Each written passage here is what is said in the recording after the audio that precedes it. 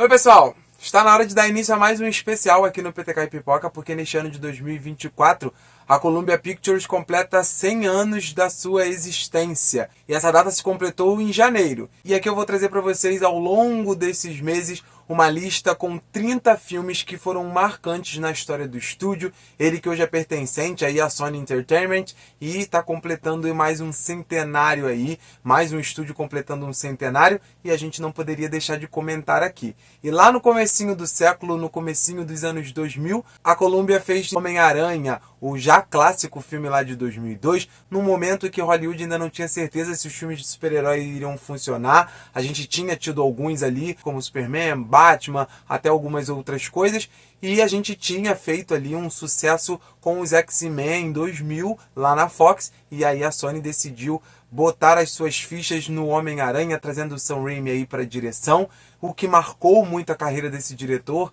que é aí muito conhecido por filmes como A Morte do Demônio, também fez Darkman, e trazia aí o Tobey Maguire no papel do Peter Parker, né, vulgo Homem-Aranha, também com William Dafoe, a Kristen Dunst, a Rosemary Harris, o James Franco e o J.K. Simmons.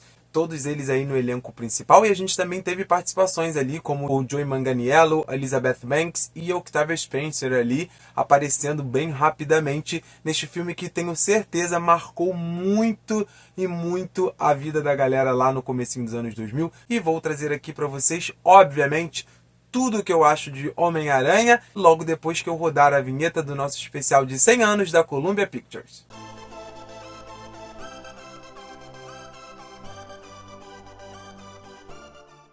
Bom, aqui, eu acho o Sam Raimi ali um diretor que tem muitos trabalhos interessantes. Ele é um diretor que tem uma identidade muito própria. Ele tem alguns deslizes, nada é perfeito realmente, mas eu acho que aqui no Homem-Aranha ele conseguiu acertar mais do que errar. Mas aqui nesse primeiro filme eu acho que ele faz uma coisa que é muito legal, que é apresentar o Homem-Aranha para o grande público com uma linguagem muito fácil, muito entendível, de forma até muito mastigada, mas longe de ser didática, e de uma forma que eu acho que ele tem requintes também, longe de ser pedante, e eu acho que ele faz um trabalho aqui bem legal. Eu acho que talvez ali a interação do Peter com a Mary Jane, ela não precisaria passar por tantas questões em um filme só. Porque ela começa ali namorando o Flash, e aí daqui a pouco ela se aproxima um pouco do Peter, mas aí ela fica com o Harry, e aí daqui a pouco ela está subitamente apaixonada pelo Peter, e ele não quer ficar com ela e tudo mais.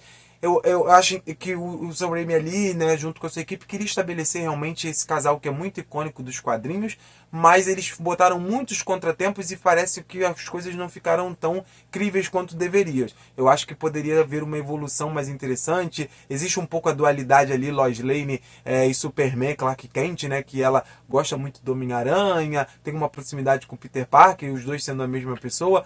Eu acho que eles poderiam ter escolhido um dilema para abordar e não todos eles no mesmo filme. Eu gosto relativamente do Tobey ali, porque eu acho que ele passa uma sensação interessante pro Peter, e eu acho que aqui o Sam Raimi, na abordagem dele narrativa, ele vai um pouco diferente, né? Eu, por exemplo, sou muito fã do Peter Parker, do Homem-Aranha ali, do personagem, da história dele, porque se aproxima muito à realidade da maioria das pessoas, né? Que precisa ali estar fazendo malabarismos para conseguir fazer tudo na vida e tudo mais. Ele tem a responsabilidade de ser um super-herói, ele tem que prover, né? Principalmente quando o tio Ben não está mais.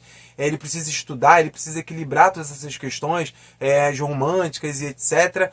E eu acho que aqui não existe tanto isso, né? Porque o Peter ali e a galera que estuda com ele tá terminando, né? A gente vê a formatura, inclusive, deles nesse filme. E aí ele começa ali a trabalhar, não tão necessariamente para prover em casa. Ainda não foi abordada essa questão aqui nesse primeiro filme. Mas o que eu acho que também é interessante aqui é porque o Sam Raimi consegue trazer um pouco dessa humanidade do Peter, mas para uma outra questão. Porque o Peter ali, ele não é perfeito aqui nesse filme e tudo mais. Mostra que existe uma dualidade, ou a forma como ele fala ali pela última vez com o tio Ben, e a forma como ele vai agindo ali com o Harry, com a Mary Jane e algumas outras questões que vão aparecendo, que eu acho interessante de abordar, porque ele não é um cara completamente perfeito, 100% bom e etc. Ele tem ali alguns momentos também que ele fica com raiva, que ele fica chateado, que ele é um pouco grosso, que ele passa um pouco da conta. Então eu acho que isso também se adequa um pouco ao ser humano, a forma que as pessoas são comuns, elas acertam e elas erram. Eu acho que isso é interessante da forma que é abordado aqui. E aí eu preciso, claro, citar o William Dafoe, que é um ator aí gigante, e eu acho que ele traz aqui um trabalho muito desvairado, o que eu acho interessante. Eu acho legal essa discussão do Duende Verde e Norman Osborn, porque essas personalidades ali conflitantes, eu acho interessante essa sede dele. Eu acho que o arco do vilão também talvez não seja tão amarradinho, que você fala assim, nossa, isso é muito coerente, isso é muito funcional e tudo mais.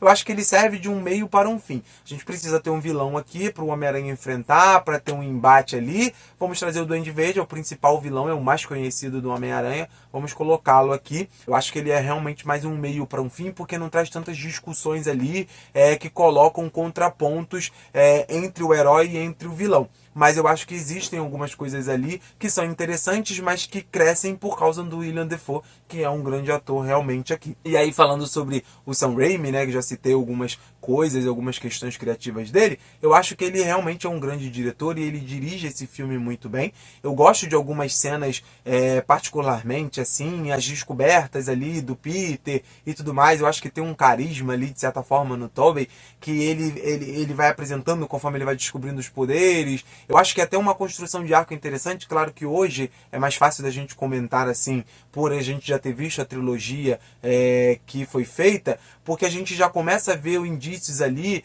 de uma arrogância, de uma coisa que o Peter vai ficar mais forte no terceiro filme. Mas aqui já vai mostrando um pouco disso. Eu acho divertido de ver como ele vai se atrapalhando, como ele vai descobrindo os poderes. O Vai-Tei ali é muito marcante, é emblemático até hoje, muita gente comenta aí.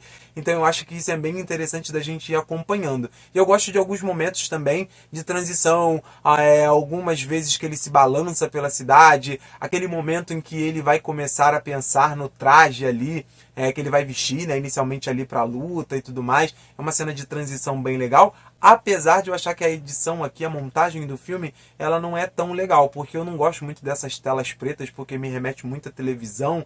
Eu acho que parece que a gente pegou vários episódios e está assistindo de uma vez, e aqueles momentos era um momento que estava indo pro comercial e etc.